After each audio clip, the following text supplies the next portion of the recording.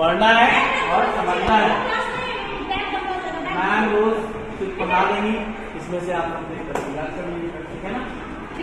आपको लगता है नहीं, 2-3 लोग हैं ना आएंगे जैसे जनरल में बहुत कुछ पहुँचा देंगे, तो घर में यहाँ नहीं पाओगे तुम।